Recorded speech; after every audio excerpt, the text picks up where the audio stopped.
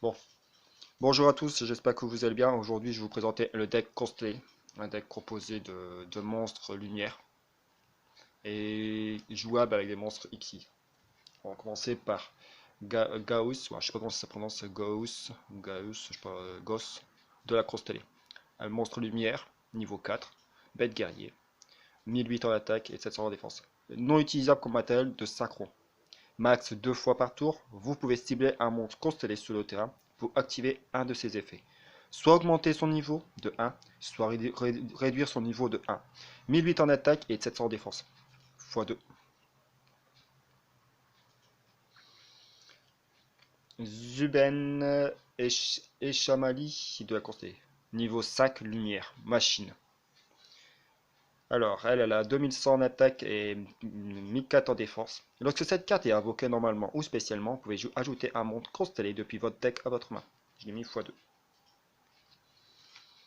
Polus de la constellée. Lumière, niveau 4. Guerrier plutôt, c'est pas bête guerrier, c'est guerrier celui-là. Durant le tour où cette carte a été invoquée normalement, vous pouvez invoquer normalement un monstre constellé, en plus de votre invocation normale. Pause. Vous ne pouvez gagner cet effet qu'une fois par tour. Elle a mis 7 en attaque et 600 en défense. x2. Aldebaran de la constellée niveau 3, lumière, bête guerrier. 1003 en attaque et 800 en défense. Lorsque cette carte est invoquée normalement, vous pouvez invoquer spécialement un monstre constellé de niveau 3 depuis votre main. x2. Alrecha de la constellée. Alrecha, ouais, c'est ça. Je crois que c'est ça. Niveau 6, lumière. Alors, les guerriers, 2002 en attaque, 1002 en défense. Lorsque cette carte est invoquée normalement, vous pouvez invoquer un monstre constellé depuis votre main en position de défense face recto. LGD, je crois que c'est LGD, de la constellée lumière, niveau 4, magicien. Lorsque cette carte est invoquée normalement, vous pouvez invoquer un monstre constellé niveau 4 depuis votre main. 1006 en attaque et 1004 en défense. x2. Antares de la constellée. Niveau 6, lumière, machine. Lorsque cette carte est invoquée normalement ou spécialement, vous pouvez cibler un monstre constellé dans votre cimetière, ajouter la cible à votre main. 2004 en attaque, 900 en défense. Sheraton de la constellée. Niveau 3, lumière, bête. Lorsque cette carte est invoquée normalement, vous pouvez ajouter un monstre constellé depuis votre deck à votre main. 700 en attaque, 1009 en défense. x2. Sia de la constellée. Lumière, elfe. Niveau 1. 100 en attaque, 1600 en défense. Si votre adversaire contre un monstre que vous contrôlez et que vous n'en contrôlez aucun, vous pouvez invoquer cette carte depuis votre main. Une fois par tour, vous pouvez cibler un monstre constellé que vous contrôlez dans votre cimetière. Le niveau de cette carte devient le niveau actuel du monstre. Cette carte ne peut pas être utilisée comme matériel X6 pour une invocation X6, sauf pour une invocation X6 d'un monstre constellé. 100 M6. Léonis de la constellée, niveau 3.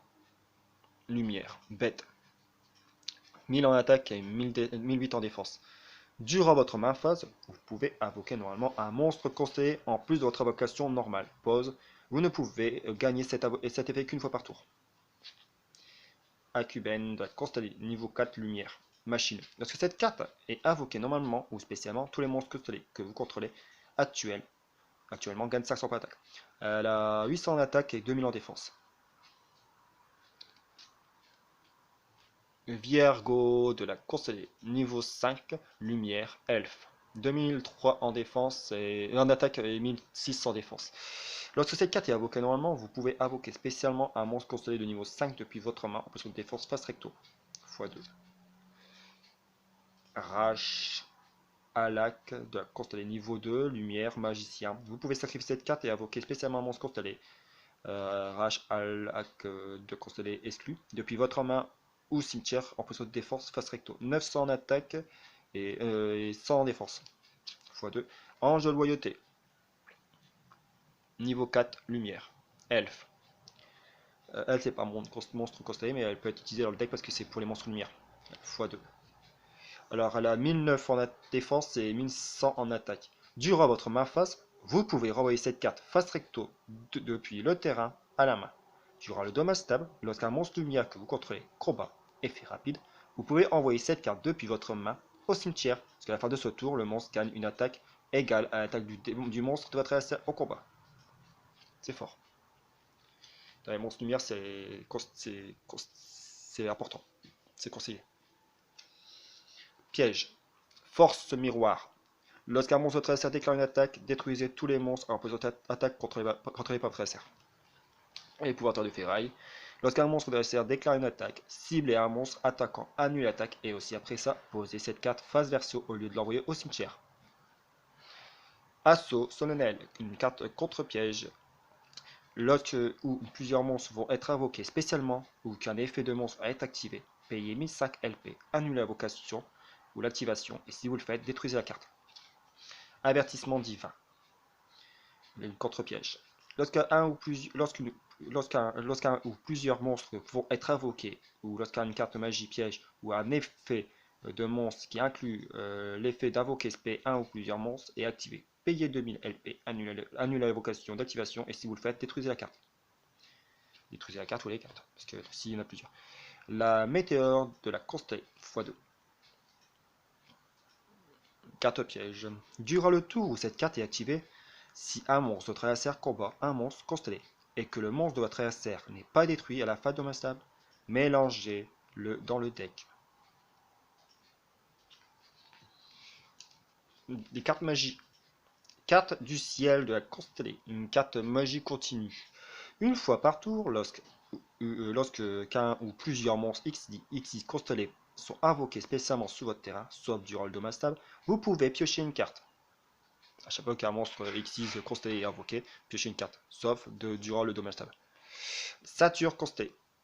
L'activation des effets de monstre lumière ne peut pas être annulée. x2.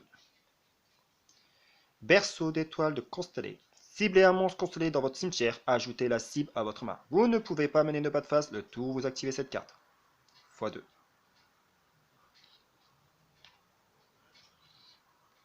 Tempête de la constellée. Une carte magie continue. Durant votre round phase, vous pouvez cibler deux monstres X6 constellés que vous contrôlez avec un matériel X6. Détachez tous les matériels des deux monstres X6 et si vous le faites, divisez par 2 les LP de votre adversaire. Vous ne pouvez utiliser cet effet que tempête de constellée qu'une fois par duel. Une fois par tour, durant votre 110 phases, vous pouvez cibler un monstre X6 constellé que vous contrôlez et un monstre constellé dans votre cimetière. Attachez le monstre depuis le cimetière monstre X6 comme matériel X6. Voilà. Maintenant, les monstres X6. Deux fois Polémie M7 de la constellée. Machine, lumière, rang 6. Ça a X6, alors c'est des rangs. 2007 en attaque, 2000 en défense. Deux monstres de niveau 6 est important pour l'invoquer. Il faut deux monstres de niveau 6 sur le terrain. Vous pouvez aussi invoquer par X6 cette carte en utilisant des monstres X6 constellés. Polémie M7 de la constellée exclue, que vous contrôlez comme le matériel X6. Les matériels X6 attachés aux monstres deviennent aussi des matériels X6 de cette carte. Si vous le faites, son effet ne peut pas être activé le tour où vous activez ou le tour où vous l'avez posé. Une fois par tour, vous pouvez détacher un matériel X6 de cette carte pour cibler un monstre sur le terrain dans l'un des cimetières et renvoyer la cible. Alors c'est sur le terrain ou dans le cimetière et vous renvoyez la cible dans la main du propriétaire, bien sûr. Oméga de la constellée. Je crois que je l'ai mis qu'une fois, oui. C'est une que j'ai vue récemment, je crois. Lumière, rang 4, bête guerrier. Deux monstres lumière de niveau 4. Une fois par tour, durant le tour de chaque joueur, vous pouvez détacher un matériel X6 de cette carte. Ce tour, tous les monstres constellés que vous contrôlez actuellement ne sont pas affectés par les magies ou pièges. 2004 en attaque, 500 en défense. Pléiade de la constellée. Elle, je l'ai mis x3. Rang 5. Guerrier. Deux monstres de lumière de niveau 5. Une fois par tour, durant le tour de chaque joueur, vous pouvez détacher un matériel X6 de cette carte pour cibler une carte sur le terrain. Vous renvoyez la cible à la main. 2005 en attaque, 1005 en défense. x3. Praeshep, ouais, c'est le nom bizarre. Ouais, Praeshep de la constellée, niveau rang 4. Lumière, machine. Deux monstres constellés de niveau 4. Une fois par tour durant le dommage sable de chaque joueur. Lorsqu'un monstre constellé que vous contrôlez attaque ou est attaqué, vous pouvez détacher un matériel X de cette carte jusqu'à la phase. Le monstre gagne 1000 points d'attaque, 2004 et 800 en défense, x3. Et Yades de la constellée. Rang 3. Bête guerrier. 2 monstres lumière de niveau 3. Une fois par tour, vous pouvez détacher un matériel X de cette carte, changer tous les monstres contre adversaires en position de défense face recto. Attaque 1009, défense 1100. Voilà. J'espère que le deck vous a plu. C'est le deck constellé, c'est un deck composé de monstres lumière, comme vous avez bien vu. Il y a pas mal de guerriers, bêtes guerriers et machines, quelques elfes. Après, ça joue sur tout ce qui permet de faire des Xyz et sur aussi contrer les attaques. Par exemple avec Orge de Loyauté, Épouvantail du Ferraille et Force Noire. Voilà. Et quelques contre-pièges comme Avertissement d'Ivar et Jugement Solennel, je crois. Avertissement d'Ivar et Assaut Solennel. Assaut. Voilà, j'espère que ce deck vous a plu. Bon, à bientôt pour la prochaine vidéo. Au revoir.